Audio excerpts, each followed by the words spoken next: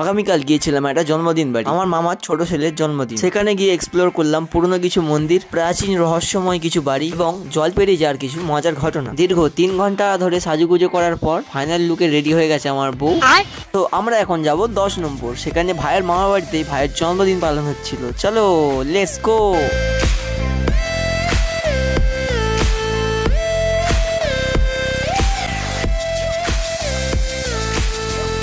So finally আমরা এখন দুজনেই রেডি হয়ে গেছি। তো আমরা যাবো আমতা 10 নম্বরে। সেই দিনের ওয়েদারটা ছিল বেশ সুন্দর, আকাশে কালো মেঘ এবং ঝিরিঝিরি বৃষ্টি। প্রথমে আমরা পেট্রোল ভরিয়ে নিই, পেট্রোল ভরিয়ে যাচ্ছি আর বউ আমাকে কি বলছে জানো? কি গো, বাড়ি ফেরার পথে কিছু শপিং করবো তো? বাপরে! যাওয়ার পথে তাহলে আমতা হাসপাতালে একটা চোখ একটা কিডনি বিক্রি করে দিচ্ছি। থাক থাক, লাগবে না, যত ঢং। এদিকে বউয়ের সাথে ঝগড়া করতে করতে পৌঁছে যায় আমাদের ভালোবাসার জায়গা আমতায়। আমতা করাতলা টপকে চলে যাই আমরা চন্দ্রপুর ছোটপুল। সেখানে গিয়ে একটা গিফটের দোকানে ঢুকি। কি গো, ভাই কিন্তু ল্যাম্বরগিনি চেয়েছে। নাও ভাই, রেড কালার ল্যাম্বরগিনি। লালটা তেমন না, হলুদটা নি। তাই নাও। আচ্ছা।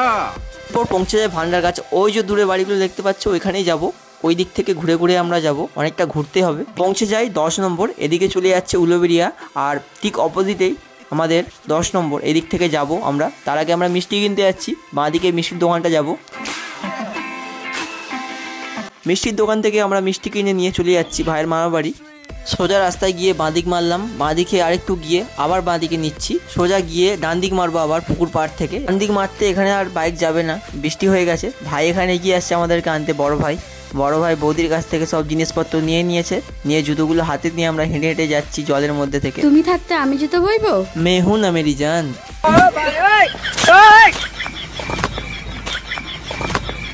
গিয়ে দেখি বার্থডে বয় এখানে খেতে আরম্ভ করে দিয়েছে, কারণ আমাদের পৌঁছাতে দেরি হয়ে গেছিল, প্রায় 2:30 নাগাদ বেজে গেছিল। বড় ভাই অর্ঘ এখানে আমাদের বার্থডে কেকটা দেখাচ্ছিল, আমরা পৌঁছাতে দেরি করছি তাই এখনো সেলিব্রেশন করেনি। আমির মা আমাদেরকে মিষ্টি খেতে দিয়েছিল, আমি মিষ্টি খাচ্ছিলাম খুব, আমি মিষ্টি খেতে খুব পছন্দ করি। ভাইয়ের জন্য আনা উপহারটা ভাইয়ের হাতে তুলে দিই। ভাই তো উপহারটা পেয়ে কি খুশি দেখেই বুঝতে পারছো।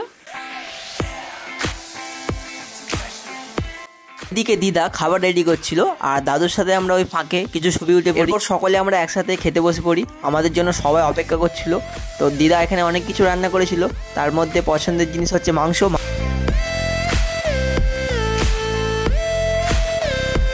মোটামুটি আমাদের খাওয়া দাওয়া কমপ্লিট হয়ে গেছে। এদিকে আমি রেডিও হয়ে গেছি ঘুরতে যাওয়ার জন্য। এখন সময় 4টে মতো বাজে। তো আমরা বেরিয়ে পড়েছি মামাদের বাড়ির আশেপাশে একটু ঘুরে দেখবো বলে। এখানে প্রাকৃতিক দৃশ্য ছিল খুব সুন্দর, আর এই যে জায়গাটা, এটা পুরো সুন্দরবনে ভাইব দেখাচ্ছে, পুরো জাস্ট সুন্দরবন। আর এই যে জঙ্গলে এসে আমার বরকে শাহরুখ খানের ভূত ধরেছে। তুঝে দেখা তোয়ে জানা সনম।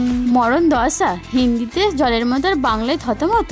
মামিকে সাথে নিয়ে আসছিলাম, মামি আমাদেরকে ঘুরে দেখাচ্ছিল এখানে পরিবেশটা। এটা হচ্ছে এখানকার পুরনো প্রাচীন মন্দির, কালী মন্দির। এই পুকুর থেকেই নাকি মূর্তি পেয়েছিল, সেই মূর্তি এখানে প্রতিস্থাপন করেছিল। খুব জাগ্রত এই কালী মন্দির। এখানে জন্ডিসে ওষুধ দেওয়া হয় প্রতি রবিবার, তো যাদের জন্ডিস হয় এখানে যেতে পারো।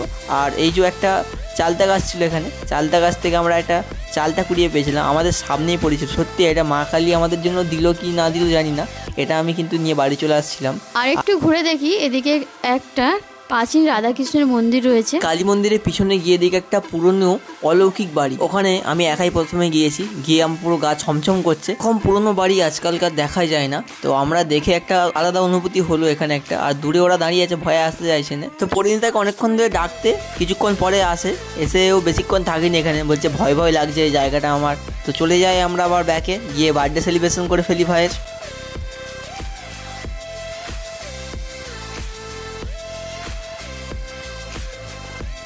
তো আমরা এখন বাড়ি যাচ্ছি, দেখা হচ্ছে নেক্সট ভিডিওতে। আর ভিডিওটা কেমন লেগেছে অবশ্যই কমেন্টে জানাবে।